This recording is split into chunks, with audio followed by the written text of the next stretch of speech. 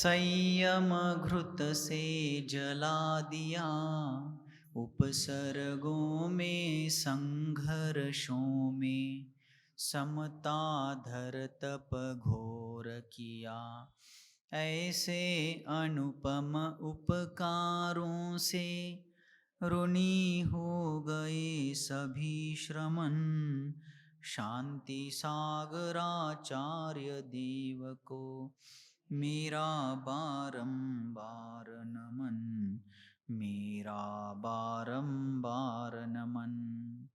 पंच परमेष्ठी भगवान की, द्वादशांग जिनवानी माता की, चारित्री चक्रवर्ती समाधि सम्राट मुनिकुल पितामह धर्म साम्राज्य नायक 20वीं शताब्दी के प्रथम आचार्य भगवान श्री शांति सागर जी मुनि महाराज के, परम पूज्य आचार्य भगवान श्री विद्यासागर जी मुनि महाराज के, दीक्षा गुरु शांत मूर्ति वात्सल्य रत्नाकर गुरुवर आचार्य भगवान श्री सन्मति सागर जी मुनि महाराज के, पूज्य आचार्य श्री वर्धमान सागर जी मुनि महाराज की, पूज्य निर्यापक श्रमण मुनिवर श्री धर्म सागर जी मुनि महाराज की, अहिंसा परमो धर्म की,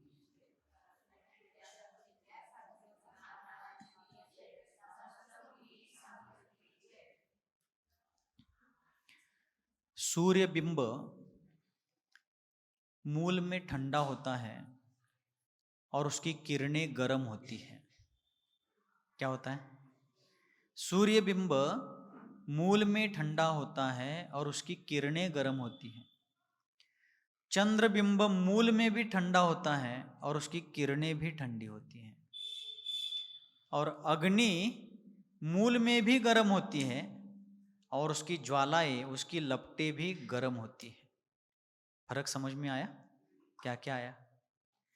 चंद्रबिंब जो है मूल में भी ठंडा है और उसकी किरणें भी ठंडी है। सूर्यबिंब मूल में तो ठंडा है लेकिन किरणें गर्म है। और अग्नि मूल में भी गर्म है और उसकी ज्वालाएं, उसकी लपटें भी गर्म हैं। तो सूर्य अपने लिए ठंडा है और किरणें गर्म हैं। चंद्र अपने लिए भी ठंडा है, औरों के लिए भी ठंडा है। और अग्नि अपने लिए भी उष्ण है और औरों के लिए भी उष्ण है। किंतु संत ऐसे नहीं होते। चंद्र, सूर्य और अग्नि से विलक्षण संतों का जीवन, और उसमें भी संतों में भी महासंत, संतों के संत आचार्य देव शांति सागर जी महाराज, जिनके लिए संतों के बारे में आचार्य शांति सागर जी जैसे महान साधकों के बारे में नीतिकारों ने संस्कृत में एक सुभाषित कहा, वज्रादपि कठोरानी मृदूनी कुसुमानी। संत कैसे होते हैं? जो अपने लिए वज्र से भी कठोर होते हैं और दूसरों के लिए पुष्प से भी, कुसुम से भी कोमल होते हैं।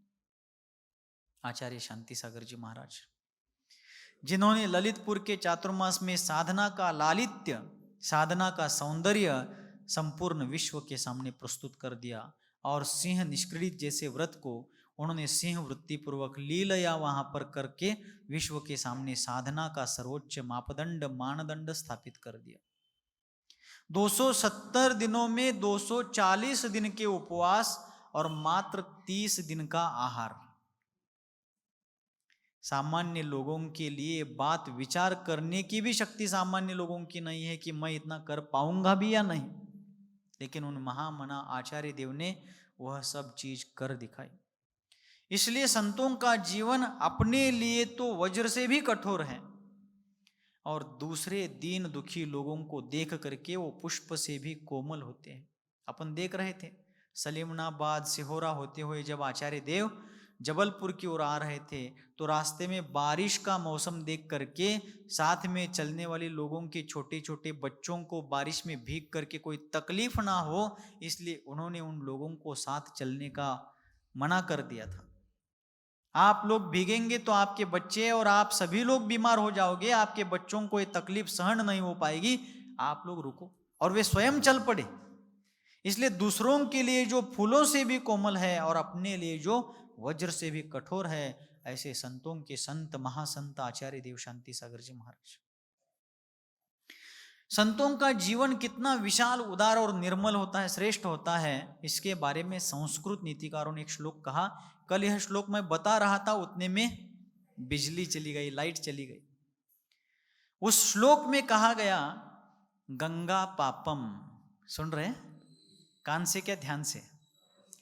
उस श्लोक में उन संस्कृत नीतिकार ने बहुत सुंदर और बहुत श्रेष्ठ विचार व्यक्त करते हुए, संतों का महात्म्य बताते हुए कहा, गंगा पापम शशि तापम दैन्यम कल्प तरुस्तथा। क्या क्या? एक बार मेरे साथ बोलिए, गंगा पापम, बोलिए, शशि तापम दैन्यम कल्प तरुस्तथा, दैन्यम कल्प तरुस्तथा पापम तापम च दैन्यम च, पापम तापम च दैन्यम च हंति संत महोदय, हंति संत महोदय। थोड़ा तो अर्थ समझ में आ ही गया होगा। ये संस्कृत भाषा का श्लोक है, लेकिन बहुत सरल अर्थ वाला है। उसमें कहा गया कि लोक मान्यता है, लोगों की एक मान्यता है कि गंगा में स्नान करने पर पाप धुल जाता है। आपने भी सुना होगा, गंगा स्नान करने पर जन्म जन्म का पाप धुल जाता है। ऐसा कुछ लोगों का मान्यता, एक प्रकार का मानना है। किंतु हमारे आचार्य देव, हमारे गुरुदेव सन्मति सागर जी महाराज हमेशा कहते थे कि गंगा में नहाने पर पाप धुलने को, क्या पाप चमड़ी को लगा हुआ है ऊपर? जैसे आप लोग, हम लोग कभी खेत में जाते हैं, कीचड़ वगैरह पैर को लग जाता है तो पानी डालने पर वो कीचड़ धुल जाता है। वैसे ही किया हुआ पाप क्या ऊपर चमड़ी को चिपका हुआ है कि गंगा में डुबकी लगाने पर सारा पाप धुल गया? आचार्य महाराज कहते थे, सन्मति सागर आचार्य देव कहते थे, यदि गंगा में नहाने से पाप धुलता हो तो जो जलचर प्राणी, मेंढक है, मछलियां है, कछुए है, मगरमच्छ है, जो कोई जलचर प्राणी उस गंगा में ही उत्पन्न हुए, गंगा में ही उनका जन्म हुआ है, गंगा में ही जीवन जिया है उन्होंने और गंगा में ही मरण को प्राप्त हुए हैं, तो वो सभी प्राणी मनुष्यों से भी पवित्र होने चाहिए, उनका जीवन पाप विरहित होना चाहिए। लेकिन गंगा में नहाने से पाप धुलता, आचार्य महाराज यह बात हमेशा कहते थे। किंतु लोगों में ऐसी मान्यता है कि गंगा स्नान करने पर पाप का क्षालन होता है। तो उस लोक मान्यता का उल्लेख करते हुए उन नीतिकार ने कहा गंगा पापम, गंगा पाप को धुलती है।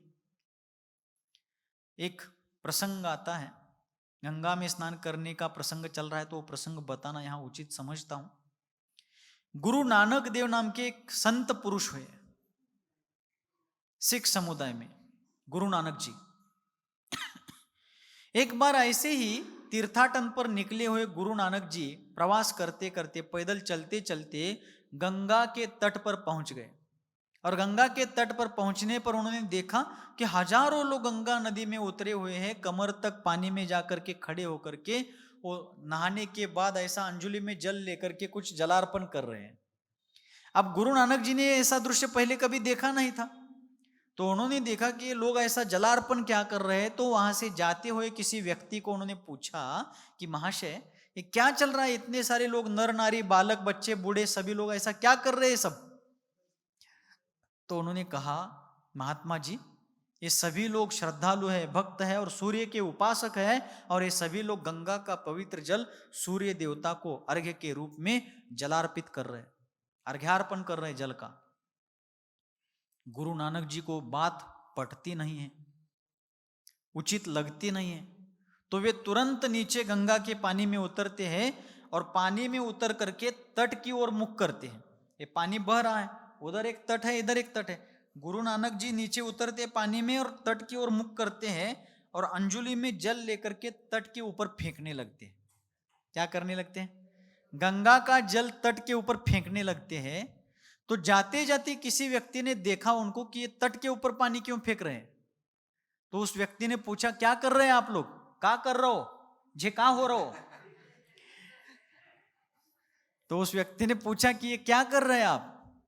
तो उन्होंने कहा कि भाई साहब, हम पंजाब के रहने वाले हैं। गुरु नानक जी कहने लगे हम पंजाब के रहने वाले हैं और हमारा पंजाब का जो हिस्सा राजस्थान की ओर पड़ता है, पंजाब की सीमा पाकिस्तान को भी लगती है, पंजाब की सीमा कश्मीर से भी लगती है, पंजाब की सीमा दिल्ली, हरियाणा, इधर राजस्थान को भी लगती है। आप लोगों ने नक्शा देखा होगा तो आप जानते होंगे।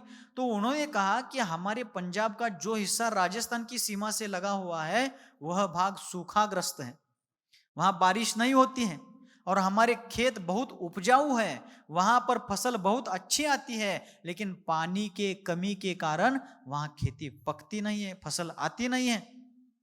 इसलिए मैं यहां से अपने गंगा का जल अपने पंजाब की खेती को पिला रहा हूं।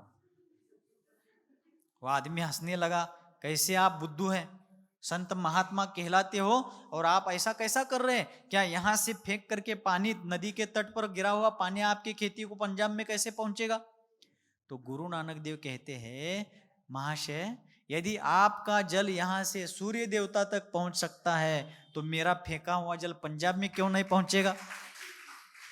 इसलिए लोक मूर्ता, रत्नकर्ण श्रावकाचार्य में जो मूर्ता का वर्णन आता है ना, लोक मूर्ता, गंगा में स्नान करना, नदी में आपगा, सागर स्नान इत्यादि रूप से वर्णन आता है, उसमें ये सारी लोक मूर्ताएं अज्ञान के कारण है, मिथ्यात्व की पोषक है।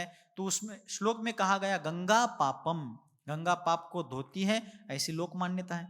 शशि तापम, शशि यानी चंद्रमा, तो चंद्रमा की शीतल किरणों के कारण रात्रि के समय वह शीतल किरणें मनुष्यों के संताप का हरण करती है। सूर्य की किरणें प्रकाश तो दिखाती है, मार्ग प्रदर्शित करती है, लेकिन सूर्य की किरणें संतापजनक होती है।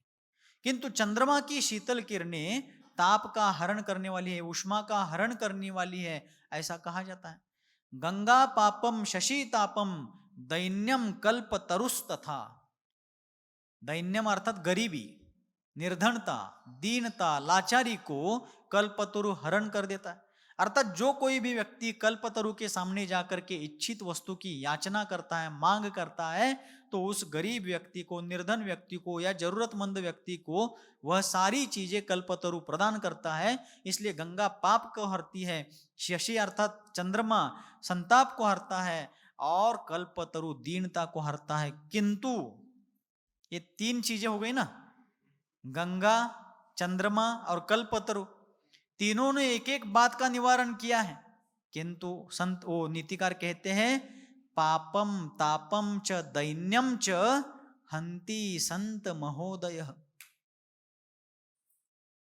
लेकिन संत एक ऐसा सामर्थ्यशाली व्यक्तित्व है कि जो पाप को भी हरता है, ताप को भी हरता है और दीनता को भी हरता है। और संत, सामान्य संतों के लिए यदि ये बात कही गई है तो चारित्र चक्रवर्ती आचार्य देव के कारण कितने ही पामर जीवों को अमर बनने का मार्ग प्रशस्त हो गया। अपन देख सकते हैं पापम, कितने ही पाप उदित हुए जीवों का पाप हरण आचार्य महाराज की वयावृत्ति भक्ति के कारण हो गया। अपने समडोली नगरी के ही पिरगोंडा पाटिल, जो बाद में चल करके जिनदास ब्रह्मचारी के रूप में सर्व परिचित, सर्वश्रुत हो गए, जिनको सफेद कुष्ठ रोग हो गया था, आचार्य महाराज की शरण में यहाँ कुंभोज बाहुबली में पहुंचे थे। तब आचार्य महाराज मुनि अवस्था में थे। अब उनके चरण में पहुंच करके जब उन्होंने अपनी व्यथा कथा बताई, आचार्य महाराज के उपदेश से उन्होंने वो अनुष्ठान किया और उनकी वह सारी व्याधि नष्ट हो गई। तापम, अनेक प्रकार की और भी व्यथाएं आचार्य महाराज के उपदेश के कारण दूर हो गई। रुद्रप्पा जैसे मित्र को उनके बहुत भयावह रोग होने के बाद भी आचार्य महाराज ने उनको संबोधित करके समाधिस्थ करवाया। बहुतों का ताप हरण आचार्य महाराज ने किया। और उनकी सेवा के कारण अपन देखते हैं सेठ पूनम चंद घासीलाल जवेरी जी, जो कहां से आए थे, प्रतापगढ़, जावड़ीखोर। हाँ? कौन सा प्रतापगढ़? शिवाजी महाराज का? सातारा जिले में, राजस्थान में एक प्रतापगढ़ नाम का स्थान है, वहां से आए थे मुंबई को ईस्वी सन 1902 के दरमियान, और मात्र 100 रुपए लेकर के आए थे। लेकिन उनकी कैसी उन्नति हुई, और शिखर जी विहार में तो चौका लगाने वालों को ईंधन की कमी पड़ गई, इसलिए उन्होंने नए ट्रक को, क्वाइट एकदम नया शोरूम पीस ट्रक था, उसकी सारी लकड़ियां, पीछे वाली जो पिछला हिस्सा होता है उसकी सारी लकड़ियां तोड़वा करके उन्होंने बॉडी के सारी लकड़ियां तोड़वा करके ईंधन के रूप में जलाने के लिए कहा। आगे कुछ ही दिनों में उनके लिए मैसेज आ गया कि उस समय उनको लाखों रुपयों का मुनाफा हो गया, फायदा हो गया। दैन्य यानी गरीबी, हंती संत महोदय, संत ऐसे होते। और उसमें भी सिंह निष्क्रीडित जैसा महाव्रत, महान उत्कृष्ट व्रत करने वाले जो ऐसे साधक हैं, उन साधक की सेवा करने वाले सेवार्थियों का कितना बड़ा उद्धार होता है, इसके अनेकों उदाहरण। मूक व्यक्ति भी बोलने लगता है। आचार्य शांति सागर जी की सेवा में आया हुआ मूक व्यक्ति भी बोलने लगता है। ऐसी कितनी ही घटनाएं मैं आगे समय समय पर बताऊं। तो ऐसे आचार्य महाराज ने ललितपुर का चातुर्मास संपन्न कराया। संपन्न चातुर्मास होने के बाद वे आगे विहार को निकलने लगे। रास्ते में जबलपुर के पास एक गांव में पहुंचने पर उन्होंने एक विलक्षण विधि ली आहार को जाते समय। जब ललितपुर के आसपास ही थे, अभी ललितपुर के एरिया में ही थे, और निकलते समय उन्होंने जहां पहुंचे आहार के लिए, वहां आहार को उठते समय वृत्ति परिसंख्यान के रूप में एक विधि ले ली। क्या कि आहार को जाते समय पड़गान में खड़े जिस दाता के पास सिंह को गुड़ लगे हुए बैल खड़े मिलेंगे, वहीं पर मैं आहार करूंगा। क्या नियम लिया? जो दाता पड़गान के लिए पात्र प्रतीक्षा में खड़ा हुआ है, पात्र की प्रतीक्षा कर रहा है, ऐसे जिस दाता के आसपास जहां पर सिंह को गुड़ लगा हुआ, गुड़ म्हणजे गुड़, GOOD गुड़ नव्हे, हिंदी मध्ये गुळाला गुड़ म्हणतात। तो जिस बैल के सिंग को गुड़ लगे हुए होंगे, वहीं पर मैं आहार करूंगा। महाराज निकले। पुण्य पुरुषों का पुण्य विश्व में विलक्षण होता है, और उसी समय कुछ किसान योगायोग से, स्क्रिप्टेड नहीं है। आचार्य शांति सागर जी महाराज का जीवन स्क्रिप्टेड नहीं है। स्क्रिप्टेड का मतलब समझते होंगे आप लोग, पहले से स्क्रिप्ट तैयार थी, बस लोगों के सामने उसको क्या कर दिया है, दिखा दिया है। लेकिन उनका जीवन सहज था, प्राकृतिक था, नैसर्गिक था।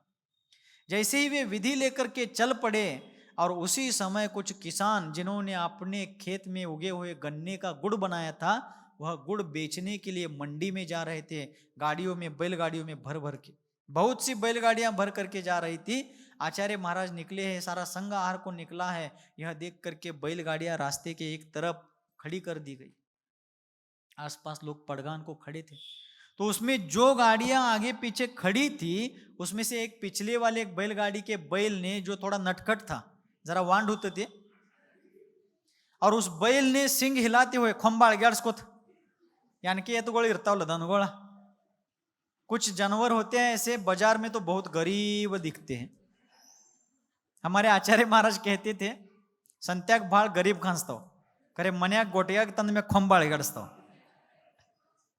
बाजारात दमलेले असतात, मार खाऊन व्यापाऱ्यांचं, दलालांचं गाडीतनं चढ उतार करून व्यायला झालेली असतात, म्हातारी झालेली असतात, गप राहिलेली असतात।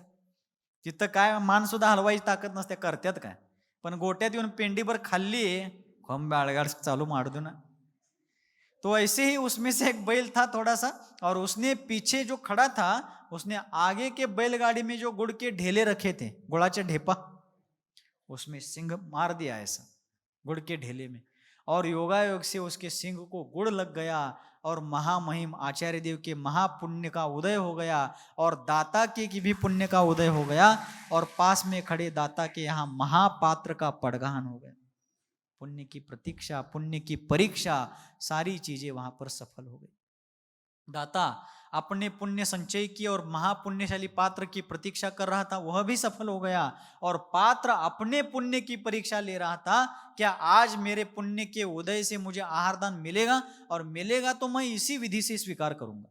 ये विधि मिलती है तो आहार करूंगा, नहीं तो क्या वैसे ही साधारणतः बिना विधि लिए भी उनको मिल सकता है आहार। लेकिन उन्होंने वृत्ति परिसंख्यान तप करते हुए वह नियम लिया कि इस प्रकार की विधि से आहार मिलना चाहिए। तो ऐसा वहां संपन्न हुआ। लेकिन बीच में ही एक प्रसंग बताना मैं भूल गया। जब ललितपुर का चातुर्मास अंतिम पड़ाव में था, अंतिम चरण में था, उस समय आचार्य महाराज के दर्शन के लिए बैरिस्टर चंपत राय जैन आए थे। नाम सुना होगा आप लोगों ने, कौन? बैरिस्टर चंपत राय जैन बहुत प्रसिद्ध व्यक्ति हो गए उत्तर भारत में। और बैरिस्टर चंपत राय जैन एक जानी मानी हस्ती थे, एक प्रतिष्ठित, लब्ध प्रतिष्ठित व्यक्ति थे। और वे विदेश जाने वाले थे, लंदन को जाने वाले थे, और विदेश जाने के पहले महामहिम आचार्य महाराज का आशीर्वाद, उनका दर्शन, ये सब सौभाग्य पाने के लिए वे ललितपुर में आ गए।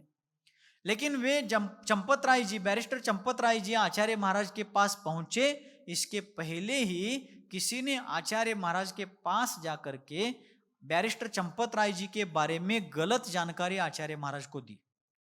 समाज में कुछ लोग ऐसे होते हैं, जहां सज्जनों का अनुमोदन, सज्जनों को प्रेरणा देना, सज्जनों की सहायता करने वाले लोग भी पाए जाते हैं, वहीं पर सज्जनों के रास्ते में कांटे फैलाने वाले लोग भी होते हैं।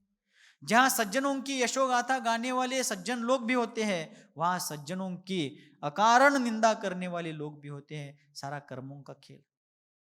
तो किसी ब्रह्मचारी जी ने, वो भी कोई सामान्य कोई नहीं था, किसी ब्रह्मचारी ने जाकर के आचार्य महाराज के पास बैठ करके जानबूझ करके बैरिस्टर चंपत राय जी की बुराई की, निंदा की कि चंपत राय जी जैन मांसाहारी होटलों में जाकर के भोजन करते हैं, जैन आचार विचारों का पालन नहीं करते हैं, और भी अनेक प्रकार के दोष युक्त आचरण वे करते हैं, और साथ साथ उनको अभी विदेश जाने के लिए चंदा चाहिए। चंदा म्हणजे वर्गणी, हिंदी में वर्गणी को चंदा कहते हैं। चंदा चाहिए, इसलिए वो ललितपुर जैन समाज में आए होंगे। ऐसा वैसा जो चाहे वो सब उन्होंने, वो ब्रह्मचारी जी ने आचार्य महाराज को, बैरिस्टर साहब के बारे में बताया। अब आचार्य महाराज भी द्विधा मनस्थिति में पड़ गए कि बैरिस्टर चंपत राय जी जैसा प्रतिष्ठित व्यक्ति है, जिनके बारे में कुछ लोग अच्छा भी बता रहे, और ये सब ये क्या बता रहे, एग्जैक्टली क्या स्थिति है। तो द्विधा मनस्थिति में जब आचार्य महाराज पड़ गए, और योगायोग से एक जगह किन्हीं नीतिकार ने कहा है, सत्य परेशान हो सकता है, पराजित नहीं। क्या कहा है? सत्य परेशान होता है, पराजित नहीं। जो भी सत्य परिस्थिति है, जो भी सत्य है, वह परेशान तो होता है, उसके ऊपर संकट आते हैं। लोग किस पेड़ को पत्थर मारते हैं? बबूल के पेड़ को मारते हैं क्या? बाबळीच्या झाडाला मारते?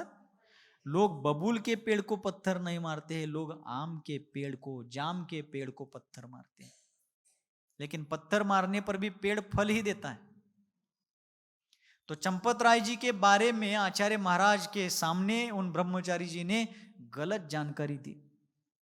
अगर हमें सही जानकारी किसी के प्रति नहीं है तो चुप बैठना चाहिए। सही जानकारी है तो सही जानकारी यथोचित समझ करके, प्रसंगावधान रख करके देनी चाहिए, लेकिन गलत जानकारी कभी नहीं देनी चाहिए, क्योंकि गलत बातों के प्रचार प्रसार से भव भवांतर तक वो वैमनस्य की चिंगारी अग्नि का दावानल बनकर के, वड़वानल बनकर के फैल सकती है। तो आचार्य महाराज के सामने उन्होंने बहुत कुछ बातें चंपत राय जी के बारे में कही। आचार्य महाराज सुन लिए, लेकिन द्विधा मनस्थिति में पड़ गई कि सुनने को कुछ और मिला था, अभी ब्रह्मचारी जी तो इतनी सारी बातें उनके बारे में बता रहे हैं। वे विचार कर ही रहे थे, उतने में पुण्योदय से कटनी के विद्वान पंडित जगन मोहनलाल जी शास्त्री आचार्य देव के चरणारविंद में पहुंच गए। आचार्य महाराज ने उनके सामने बैरिस्टर चंपत राय जी के बारे में विषय खोला और कहा कि ऐसा ऐसा सुनने को मिला है, चंपत राय जी आज मिलने को आने वाले, दर्शन के लिए आ रहे हैं, और अभी तो सुनने को ऐसा मिल रहा है। जैसे ही आचार्य महाराज ने जगन मोहनलाल जी शास्त्री के सामने यह बात रखी, तो पंडित प्रवर जगन मोहनलाल जी शास्त्री बैरिस्टर चंपत राय जी से अच्छे तरीके से परिचित थे, वे उनके निर्मल आचार विचारों को जानते थे। तो आचार्य महाराज के सामने पंडित जगन मोहनलाल जी शास्त्री ने सारी बातें स्पष्ट कर दी कि बैरिस्टर चंपत राय जी एक बहुत सज्जनोत्तम व्यक्ति है, और किसी ने आपको गलत जानकारी दी है, जैसा आपको बताया गया है बैरिस्टर साहब वैसे नहीं है। तुरंत ब्रह्मचारी जी को वहां बुलवाया गया, और जो ब्रह्मचारी जी जब बातें बता रहे थे, पंडित जगन मोहनलाल जी ने तुरंत आचार्य महाराज के सामने उन सभी बातों का खंडन किया। तब आचार्य महाराज ने भी उन ब्रह्मचारी जी को कड़क हजेरी ली उनकी, और उनको प्रायश्चित भी दे दिया, और आगे जाकर के बैरिस्टर साहब को बुलवा करके उनके सारे प्रश्नों का, बैरिस्टर साहब प्रायश्चित शास्त्र का अध्ययन करके आए थे। विदेश में जाने पर भी मेरे जैन आचार विचार को कोई ठेस ना पहुंचे, उनमें कोई मालिन्य ना आए, इसलिए मार्गदर्शन लेने के उद्देश्य से बैरिस्टर बना हुआ व्यक्ति भी आचार्य महाराज के चरणों में आकर के मार्गदर्शन लेता है। और आचार्य महाराज ने बहुत सहजता पूर्वक उनका समाधान किया, और उनको समाधान करके बहुत आशीर्वाद दे करके भेज दिया। आगे चल करके बैरिस्टर चंपत राय जी ने की ऑफ नॉलेज अर्थात ज्ञान की कुंजी, ज्ञानाची चावी, की म्हणजे चावी, तो की ऑफ नॉलेज नाम की पुस्तक लिखी जो विदेशों में बहुत प्रसिद्ध हो गई। जैन तत्वज्ञान, भारतीय तत्वज्ञान के आधार पर उन्होंने बहुत सुंदर पुस्तक का प्रस्तुतिकरण किया था।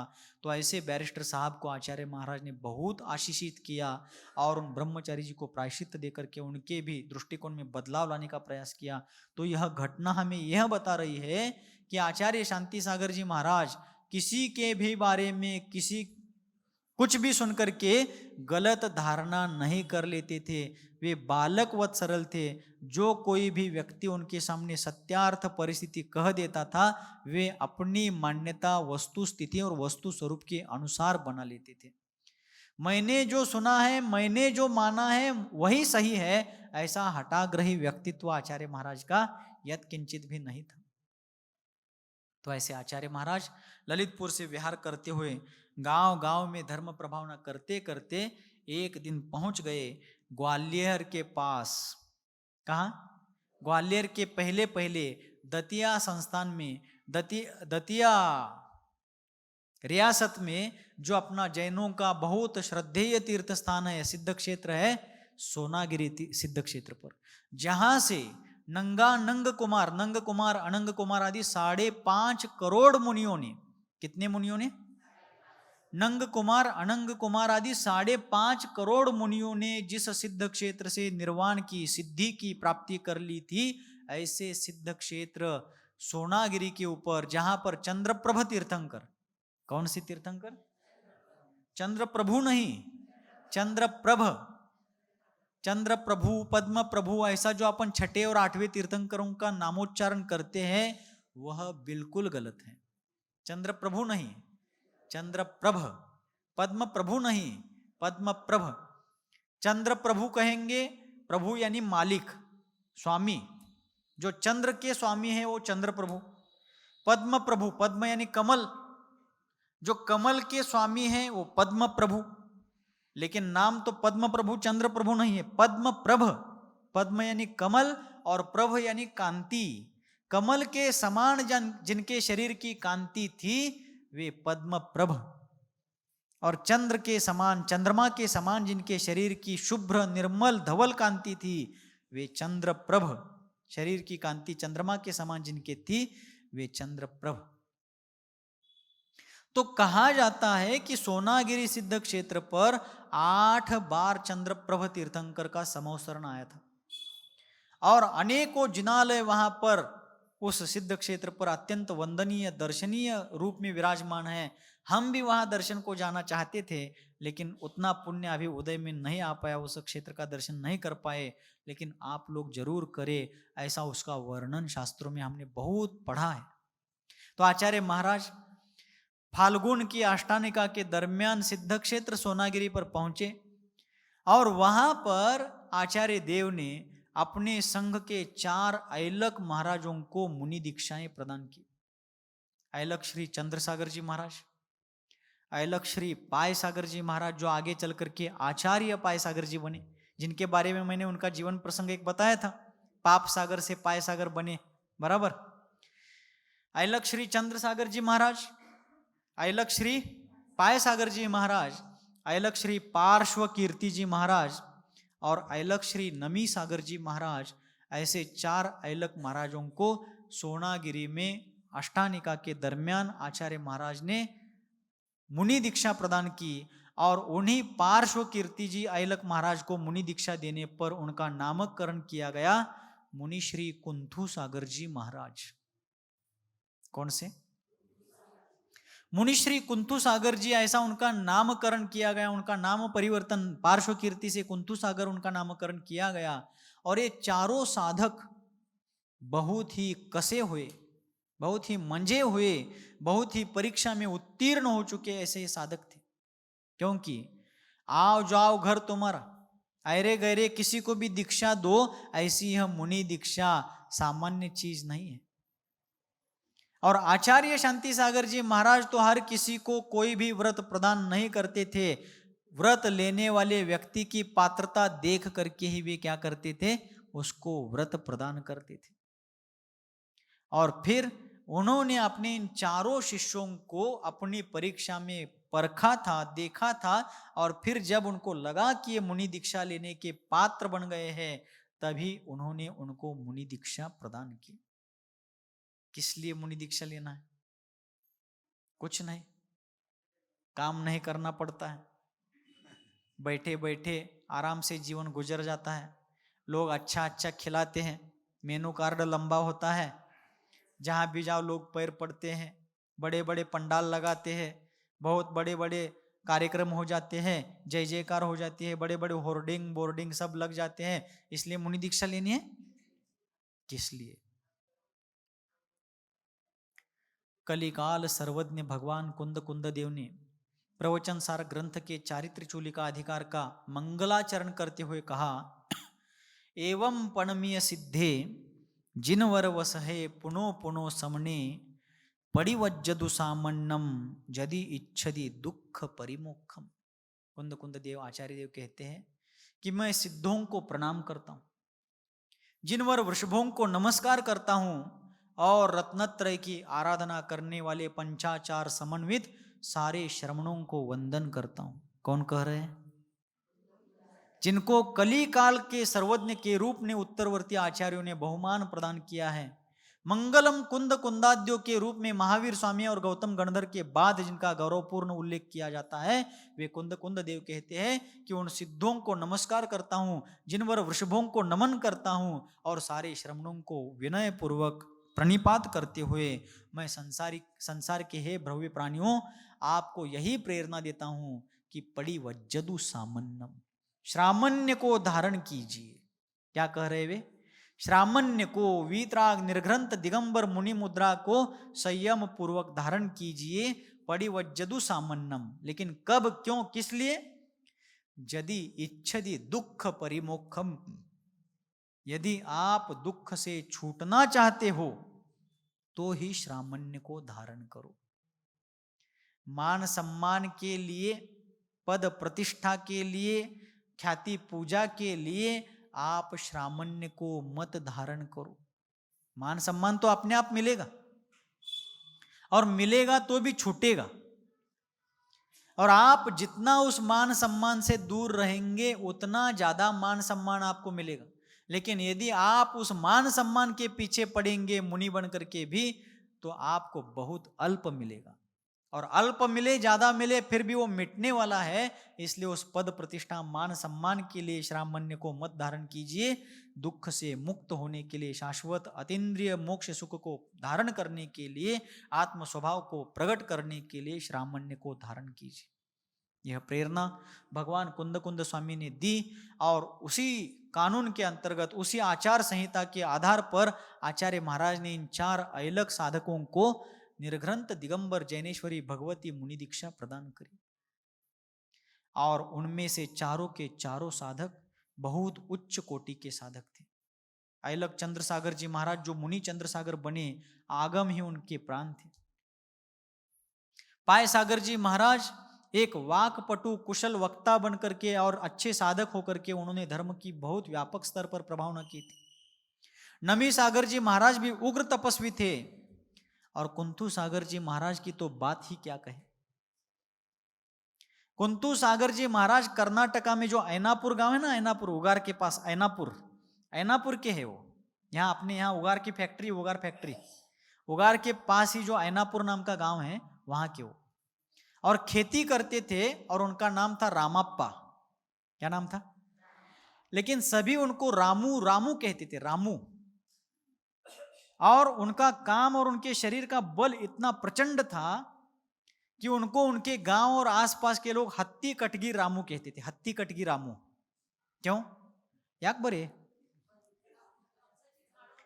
हत्ती यानी कपास, कॉटन, कपास के पेड़ होते हैं ना, कापसाची झाड़, जो कपास के पेड़ होते हैं, वो उनके खेत में उन्होंने कपास की फसल की थी, और उनमें बल इतना था कि किसी एक व्यक्ति को एक कपास का पेड़ उखाड़ने में पूरा जोर लगाना पड़ता था, फिर भी वो संभव बहुत बार नहीं हो पाता था।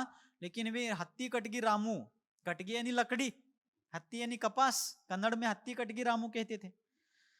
तो उन्होंने अपने बल से वहां पर ऐसा दृश्य दिखाया लोगों को, दो तरफ दो पेड़ है, वो बीच में खड़े होते थे और एक एक हाथ से एक साथ दोनों पेड़ उखाड़ते थे। फिर आगे जाकर के दो पेड़ों को पकड़ करके एक एक पेड़ उखाड़ते एक साथ।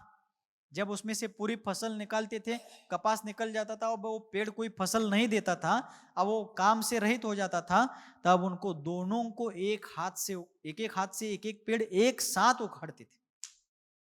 इतना उनमें बल था। और एक दो पेड़ उखड़ करके छोड़ दिए, इतना ही नहीं, बैलगाड़ी भरने जितने पेड़ों को एक साथ उखाड़ते थे वो दोनों हाथों से, एक समय में दो पेड़, इतना उनमें बल था।